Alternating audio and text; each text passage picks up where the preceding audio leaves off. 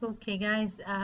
Last Thursday we started databases, and we said Access is a database management system, which means it will help you create a database for an organization. By database, we mean a storage for the information and data that you would need for a particular application.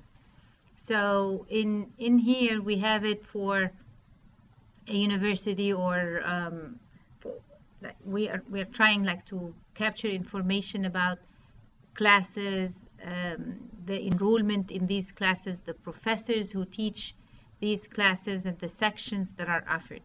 So in any database, you will see that there is a number of tables in there. If you click on any one table, you will see that each of these tables have columns and rows. The columns are fields. We call them fields. So this class table has a class number, has a description, has credits, has three different attributes or three different fields. And if you look down, there are 33 records inside of that table. Now, one thing we need like to be aware of in databases is that the terminology is different from Excel. So now I don't say columns and rows, but I say fields and records. A record is a row, and a field or a column is a field. So in what you are looking at, the classes, we have three fields for the classes, or three attributes that define a class, and these are class number, description, and credit. Every single class that will be entered inside of that table will have these three attributes: a class number, a description, and a credit. Excuse me. We talked about two views for the table. What you are seeing here is the data sheet view. It shows the actual data stored inside of that table. But there has to be a design view. There is another view called the design view. And to go to the design view, we just click on that icon at the top, the isosceles and the pencil at the top left corner of your Access window. When I click there, it takes me to a view of the class table that shows that the class table have three attributes or three fields: class number, a description, and credit.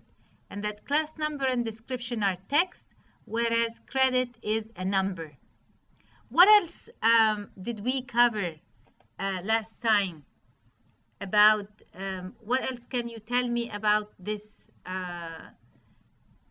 this particular table, class?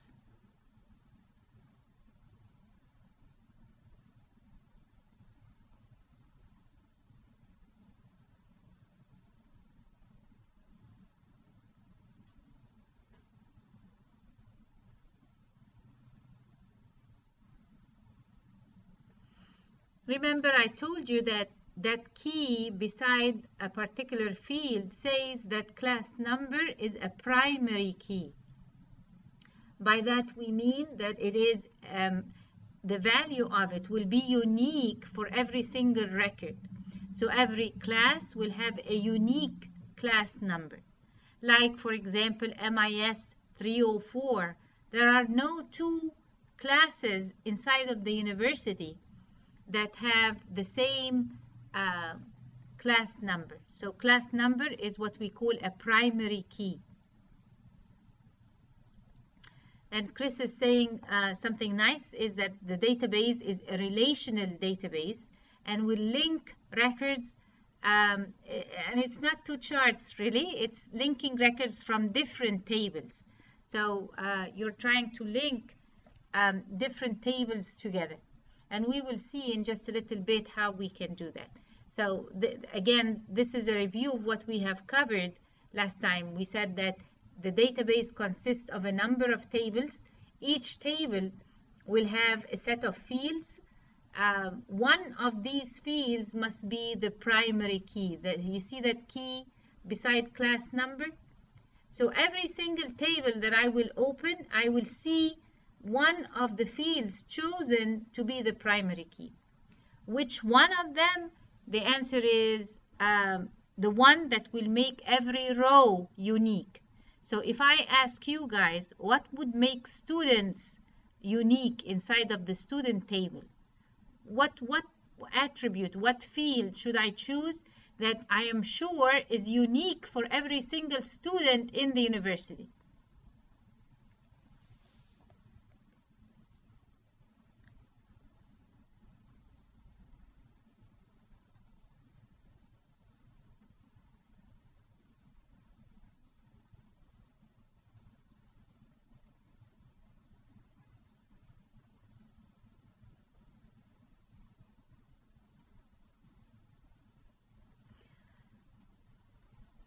No, because the university is the same for every single student.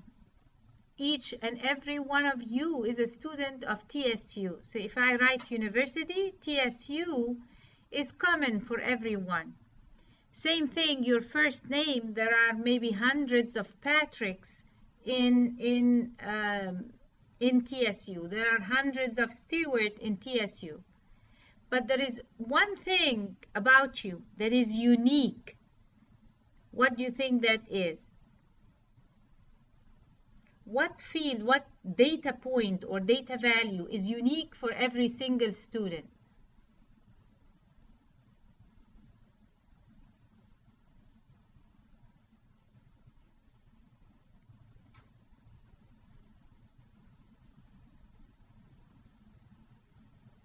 Remember, we said it is the T number.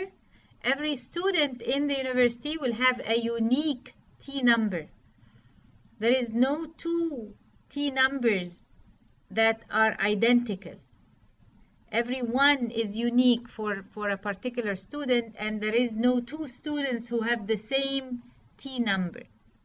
So now for classes, every class will have a unique class number. If I click on departments, I can see that the department ID, which is ACC, is only belong to one department, accounting. BUS belongs to business. CIS, computer science. CWeb, computer web. Econ, economics. ENGR, engineering. You don't see two departments having the same department ID. So if I go to the design again, I'll see that every department will have a department ID and a department name, and that department ID is the primary key. So I'm telling Access that every department will have a unique department ID.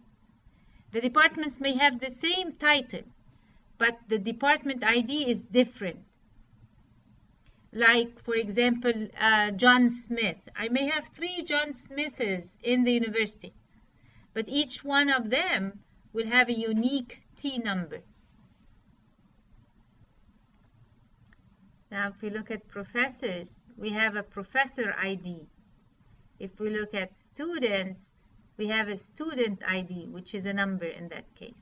But it is unique. If I go to the design, I can see that the primary key is beside student ID. Why didn't I choose anything else? Because other things may be repeated inside of the table. A last name may be shared among several students. Same thing for the first name, same thing for the street, the city, the state, and so on. So that's one thing that we talked about last time, is that classes are storage areas for information. Every class will store, or every table will store information about one entity, one real world entity. So you see classes in one table, departments in another, professors in a third, students in a fourth, sections, enrollment. You don't combine things together, because usually the database is created in order to maintain information, to add new information, delete, update. So if I combine things together, it will make it difficult to add, delete, and update. And that's why we have to agree that every table will carry information about one thing and one thing only. So classes table will carry information about the classes only. Departments will define the departments. Professors will tell me the first name, last name, the professor title, the department they belong to, and so on. So again, a table has a design, and it lists the field names of that table and the data type of each field, and it also selects one of the fields to be the primary key. Okay, we talked about forms, and we said that forms are front end for the table. So I can double click on a form and it says Amanda Foxhaven is teaching, and it shows me now that the information about the faculty, but it also shows me information about the sections that she is teaching. So she's teaching section 40, accounting 201, section 41, accounting 65, section 42, accounting 155, and section 46, which is accounting 135. And it's giving me the semester and the school year and the time. Let's say we are generating the schedule for Dr. Foxhaven or Foxhoven, and it's the same schedule like fall of 2012, but this year is 2013. So I'm going to change the 2012 to 2013.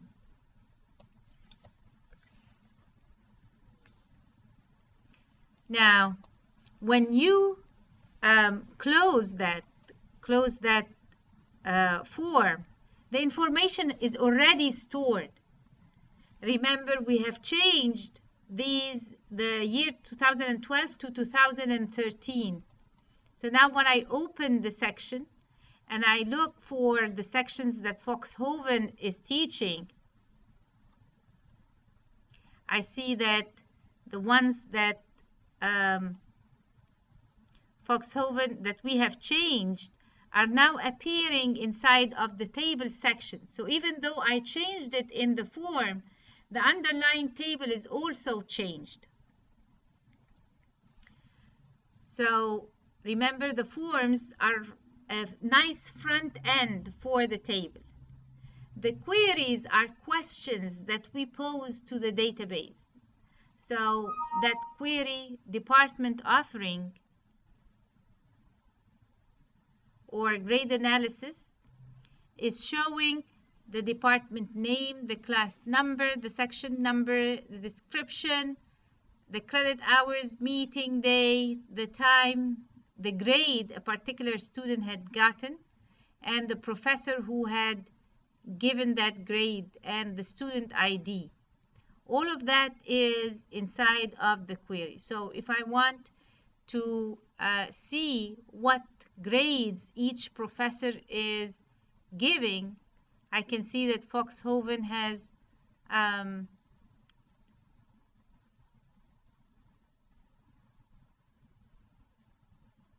she has 9 students, and these are the grades that are entered. Now, one thing, for you to be able to pull information from the different course, from the different tables, the tables must be connected. And that's the second thing that we covered Thursday.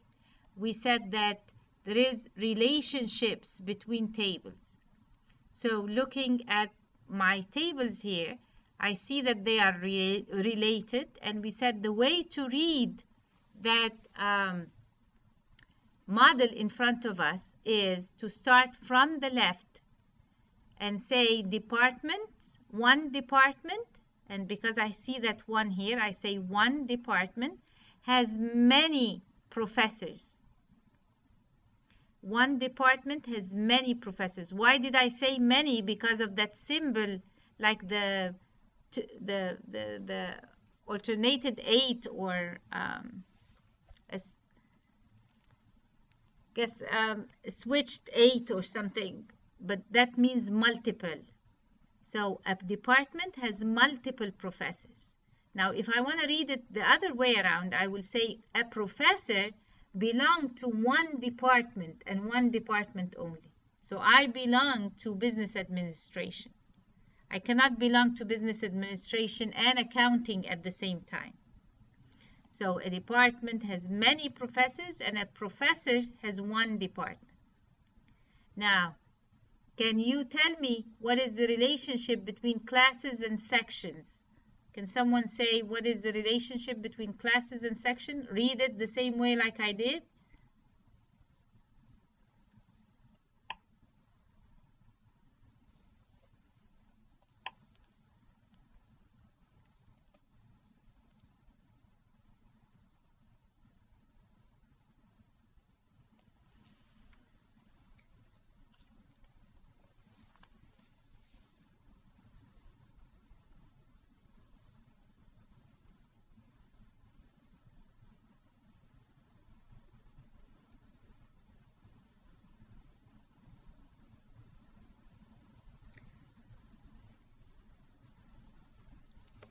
Okay. A class has many sections. So MIS 304 has 3 sections. MIS 304-01, MIS 304-02, MIS 304-03. Yes, Patrick. So a class has multiple sections, but a particular section belongs to only one class. How about professors and sections?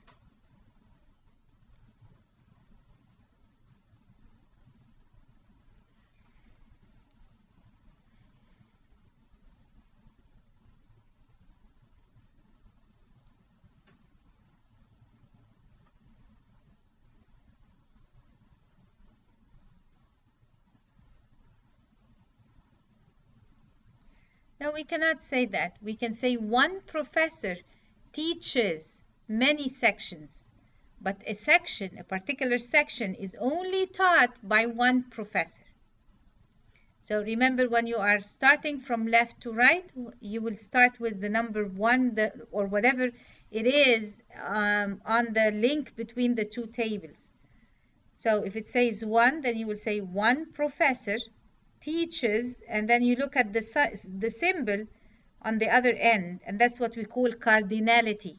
The cardinality. If any of you is an MIS student, they would know that this is the cardinality of the relationship, which means the number of instances. So one professor teaches many sections, but one section is taught by only one professor. Again, sections and enrollments. One section have multiple enrollments. These are like the students that register for the course. But a particular student registration belongs to only one section.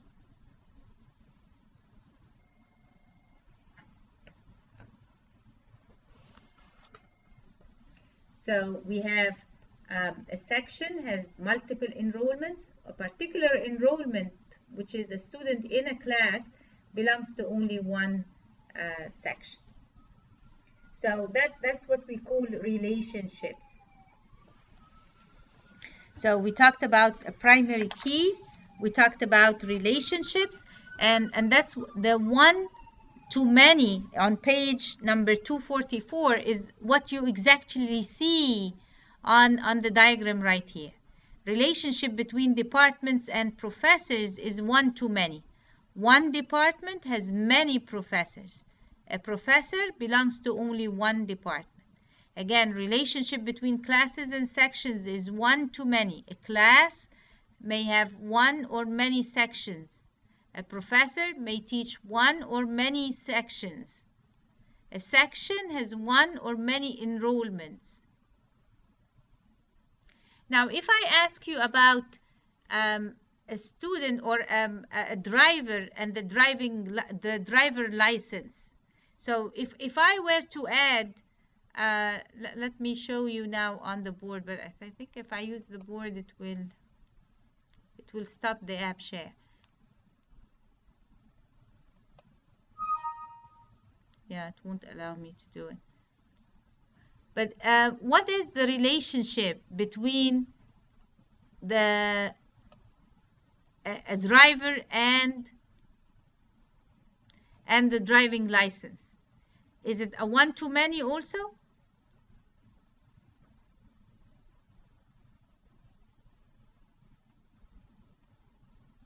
What is the relationship between a driver and a driver license? Because a driver has certain information. A driver has a name, has an address, and so on. Very good, Patrick. One person per license. So it's a one. And how about a license? Can a license belong to multiple persons?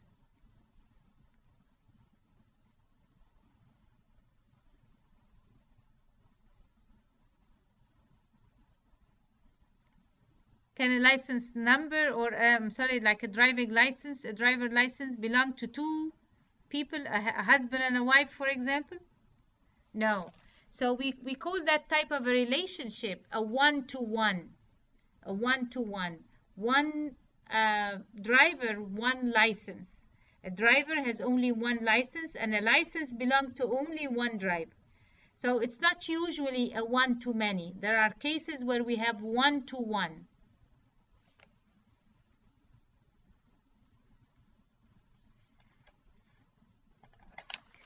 Last time we went and we looked at the tables, so I'm going to close these, and we clicked on the tables and we noticed that plus sign. Do you remember what is the plus sign? What is the plus sign saying?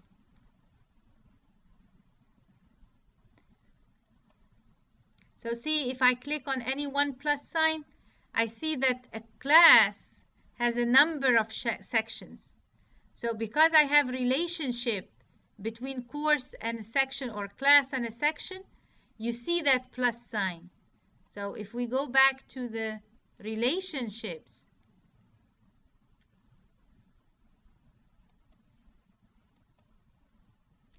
a class has one or many sections. And if I click on the classes table, and I click on the plus sign beside any of the classes, I see that a class has several sections. But a particular section like 48 belongs to only one class, and that's the ACCT 121. And let's check. So here is 47. None of these numbers are repeated. If I click on a third one, and I have 42. So these plus signs show the related tables, information in the related tables. And the related table is section. There is only one link between class and section. There is nothing between class and professor. There is nothing between class and departments. There is nothing between class and enrollments.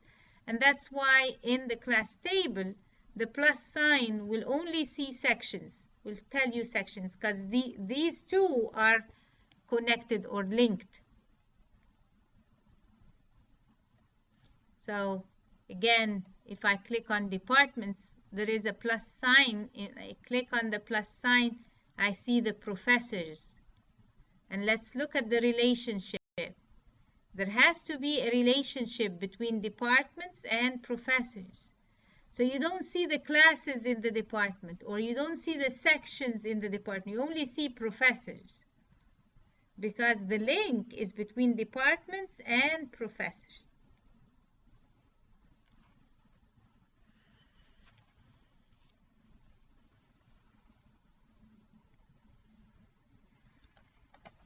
So last time I think we imported the student table. I'm going to delete it, and I will show you again how we can import the data for students.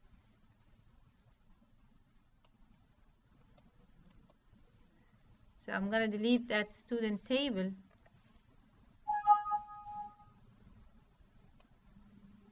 And now I want to import the data. I have the data in an Excel sheet and I want to import it inside of my Access database.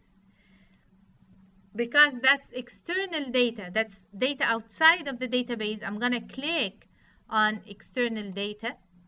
And I know it is inside of Excel sheet, so I'll click on Excel. And it tells me where is your Excel sheet that you want to import.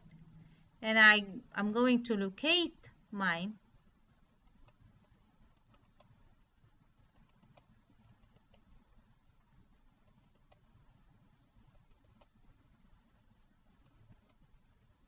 And here it is. So it asks me, do you want to import the data in a new table or do you want to append the records to an existing table? Because I don't have a student table, I'm going to choose the first option. Okay, it opens the Excel sheet and it tells me, okay, you have a student ID, a student last name, first name, street, city, state, and so on. So that's okay. So I'm going to click on next. Does the first row contain column headings? And I look at the first row and yes, it does have column headings. Here is student ID, student last name, student first name. So I'm going to check that to make sure that the first row is just column headings. It's not data. Then I click next. So you have student ID, that's the name. And do you want duplicates? Would you allow two students to have the same ID? And we will say no duplicates. And we'll hit next. And it tells you, do you want to add a primary key or do you want to choose your own? And I know the ID, the student ID is a primary key, so I'm going to choose mine and I will choose student ID. Student ID is the primary key because looking at the records, there is no repetition. 20, 21, 26, 27, 32, 34, 35, 37, 38, 41, 45, 48, 49, 56. There is no repetition, so I'm going to choose that column to be the primary key. And the last thing, it asks me what do you want them to name the table, and I'm going to leave it as students.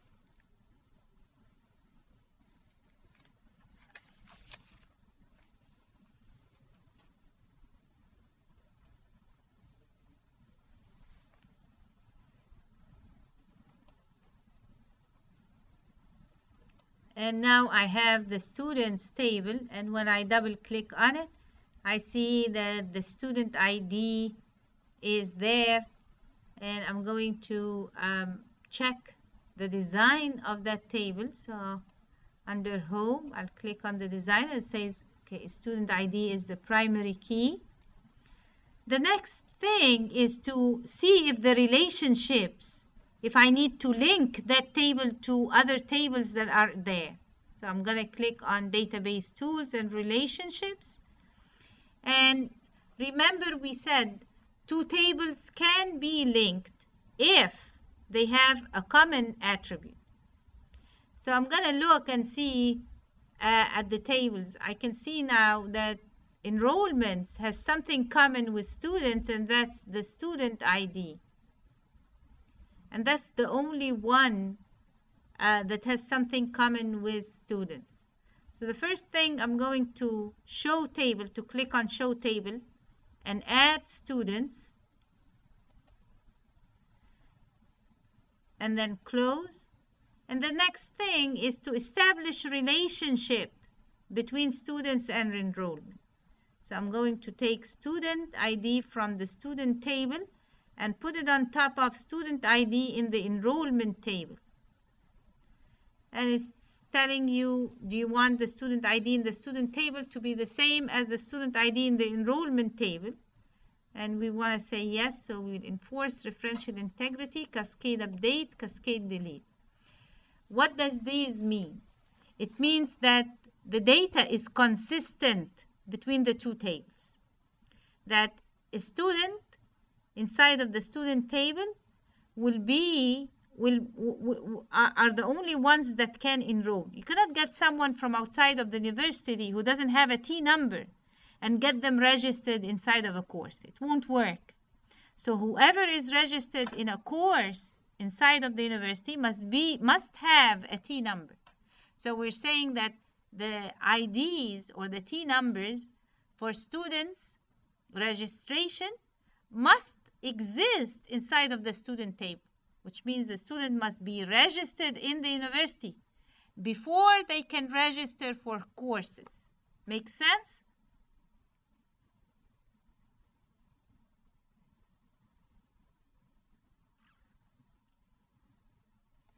I assume that you will say yes, but for now, we will click on create.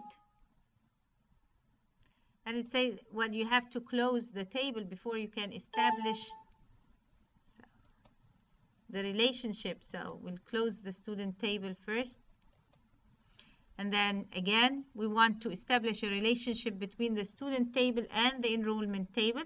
So we will drag student ID from the student table, put it on top of student ID in the enrollment table, and we'll say enforce referential integrity, cascade update, cascade delete. As we said, these means that a student can register for a course if they have registered for the university. If the student changes information, then this will reflect on also the registration. If the student is deleted from the university, then he or she will be dropped from all of their courses. You cannot withdraw a student from the university before you actually drop them from the courses. And we click on create, and now you see the link between student and enrollment, and that link is a one-to-many. One student may register for many courses. But a particular enrollment, a particular registration belongs to only one student.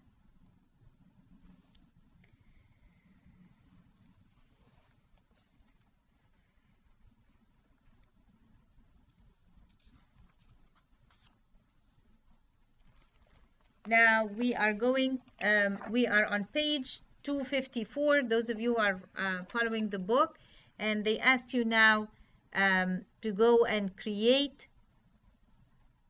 a new database. So we are done with that part. We are now creating a new database from the start. So I hope those of you who are who have joined us since the beginning of the session now will need to close this one. We'll need to close that database.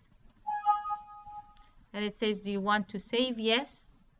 And now we want to create a new database.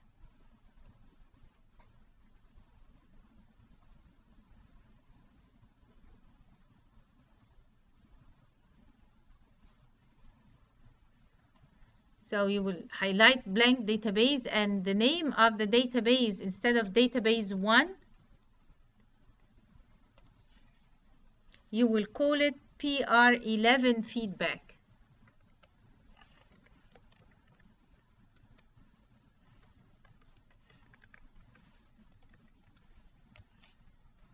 Remove that one at the end.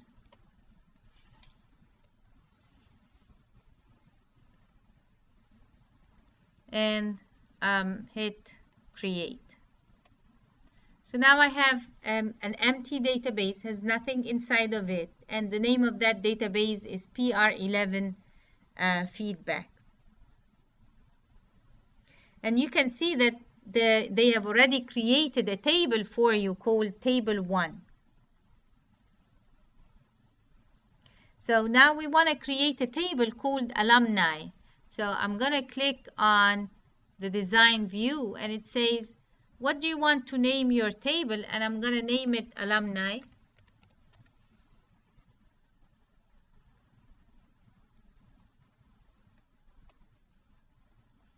So now it asks me what are the fields that you want for that table, and the first thing is that I have an alumni ID. And what does this auto number means? Auto number means Access will automatically generate the number for you.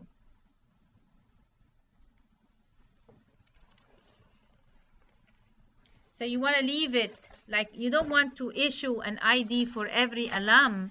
You want Access to give you one yourself. So we'll leave it as an auto number. We will add first name,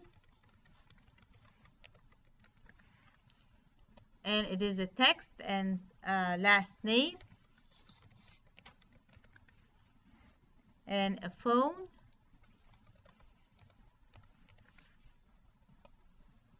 and an email,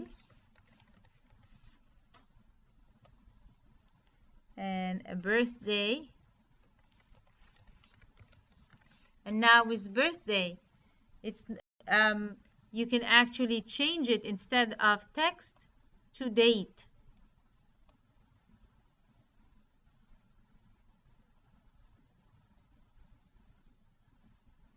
And for the email, we can also instead, we can choose it as a hyperlink.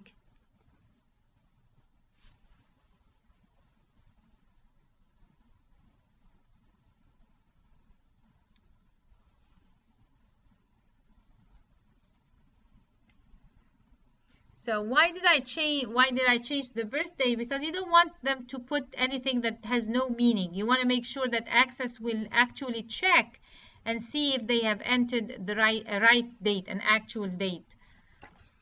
Same thing for the email. So now what other data types appear? So if you click under text, you can see all of the data types. A field can be text.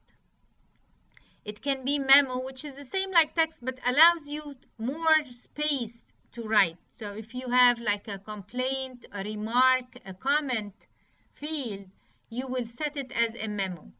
A number, of course, is a number, and it can be either integer or float, which means it can be a decimal. A date is anything that has date and time. A currency will have a currency symbol. An auto number is an automatic number generated by Access. Yes or no is very valuable when you are trying like to create fields like married. So it's yes or no, or graduated, yes or no. And then we have OLE object. That's an embedded object. And we choose that if you want like to embed a picture, if you want to embed an image or a picture of like the alum. So we will choose OLE object. A hyperlink is either a URL address or an email. An attachment would be something like a resume. If I am creating, for example, a database for my applicants, then I would have attachment as a field, so that I don't have like to actually enter all of the resume, but I can attach that. And then calculated is a field that will actually be calculated every time you open the table. A lookup wizard is a field in another table. So these are the options. So for now, we have created these for the alum. We have an alumni ID that is an automatic number generated by Access. We have a first name, a last name, a phone, and then we have an email that is a hyperlink, and a birthday that is date and time. Now, if I'm ready to enter the information, I'm going to click on the datasheet view, and it says, do you want to save the table? I'm going to hit yes. And now I'm ready to enter the table. So let's go and enter these two new records. One,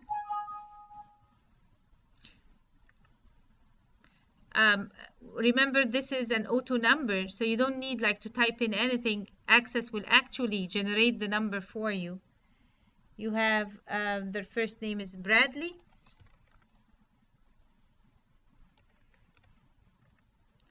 The last name is Schaller.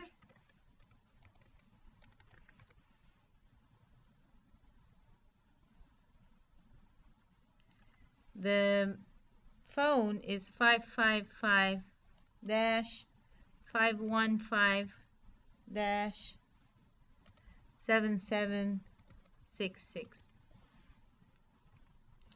And the email address is schaller@college.edu.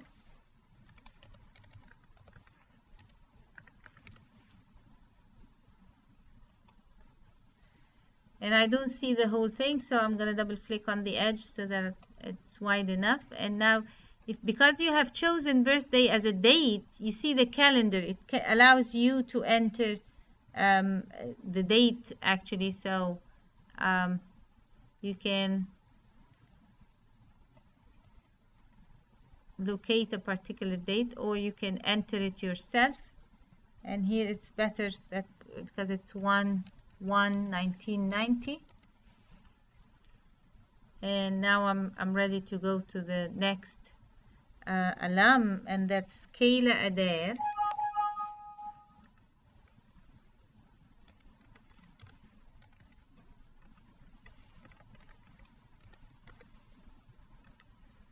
And Kayla phone number is again 555-515-8877. And the email is adair@college.edu. And same, no, it's 1/1/1960.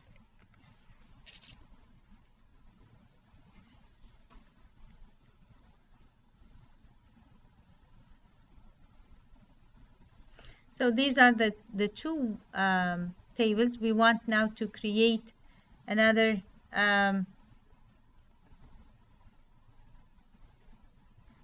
table that's called comments. So we want to get feedback from the alums about their education.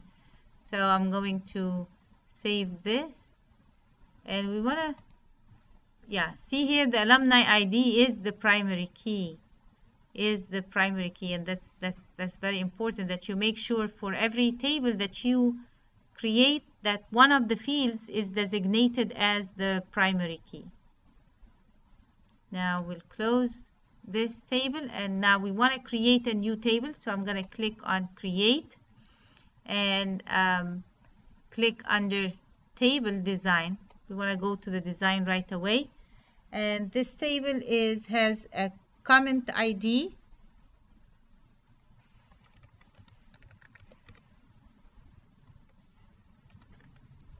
and again it is an auto number.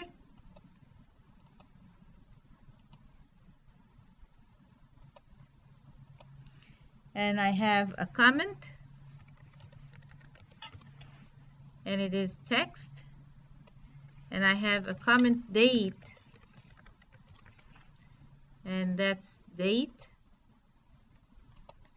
and I have an alum ID,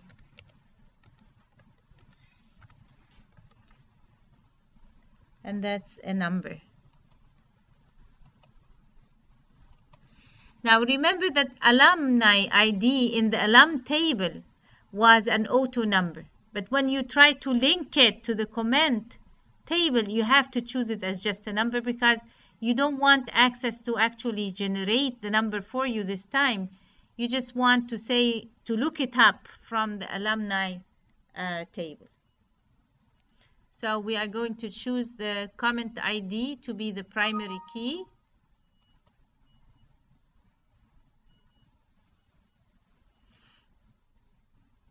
And we want to save that table as comments.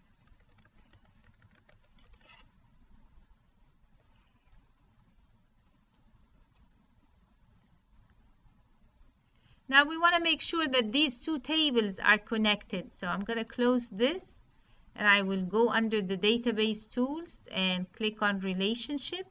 And it asks me what tables do you want to add. I have to have at least two because it doesn't make sense to say a table has a relationship with itself. Table must have relationship with another table. So I'm going to highlight both and click add and close. And remember, we said that tables can be linked or can be related if they have a common attribute. What is common between these two?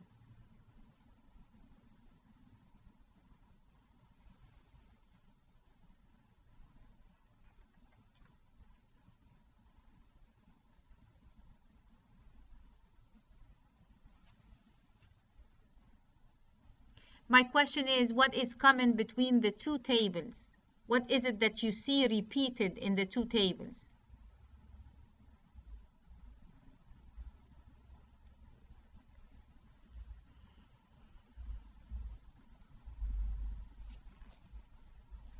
The alumni ID. So that is the key that is the attribute that you will use to link the two tables.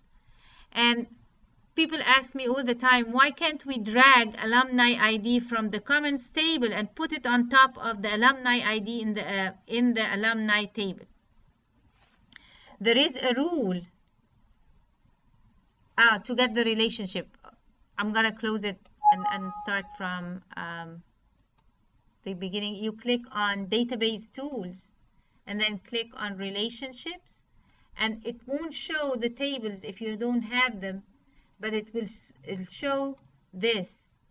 And you need like to highlight both of them by hitting the shift key and highlight both and then hit add, and that will add the tables to the canvas. So now I want to link these two tables together. The rule is take the primary key from one table. So first identify what is common. So when I asked you what is common, you said alumni ID. Okay, you have to take it from where it is primary. So you start from the table that has alumni ID as the primary key and drag it on top of alumni ID in the other table. And now you will say enforce referential integrity, cascade update, and cascade delete, which means make these two tables consistent. No one can enter a comment unless they are an alumni, because that whole database is about alumni comments. So I cannot get like an actual student who is currently taking courses and allow him or her to enter comments, because this database is just for alumni. So I click create, and now I have that link between the two tables that says an alumni can enter multiple comments. And the last part for today is I'm going to save this and enter actual comments for the alums. So when I click on alumni, I see that plus sign now. I'm going to click on it and say, okay, I'm going to enter a comment for Bradley. And the comment is that Bradley says, my Excel class was very helpful in the real world.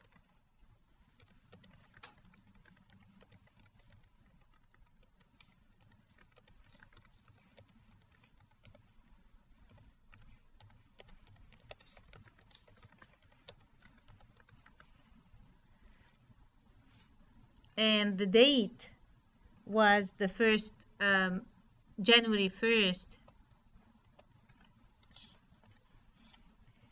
Oh, actually January 10, 2013. And now also Bradley entered another comment.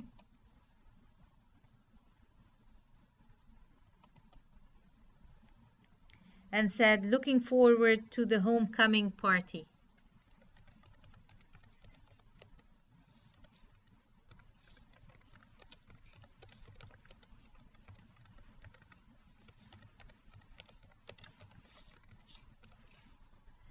And that was September 1st, 2013. Okay, and now we are done, so I'm gonna close that, and later if I want to click I can see what comments Bradley had entered. For now, Kayla has also provided 2 comments. So she said the last alumni newsletter was excellent.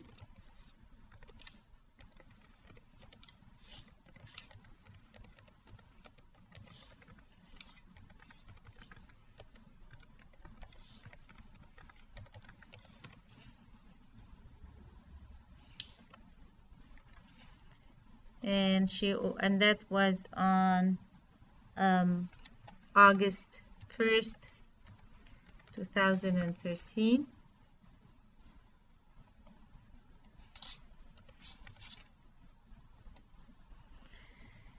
And then, is there an alumni group in Boston? And she's trying to find if there is alums in Boston.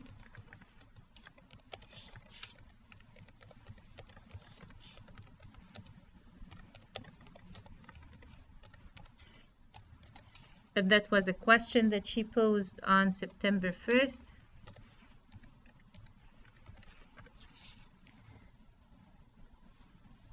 Okay, so now we are done entering the comments, so we are going to save. And that's the end of the project for number 11.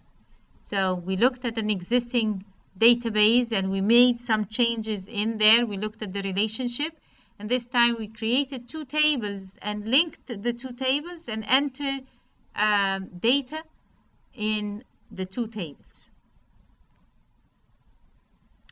Any questions before we leave now? So this is the lab that will be due next Monday. Next Monday you have lab 11, and you also have the assignment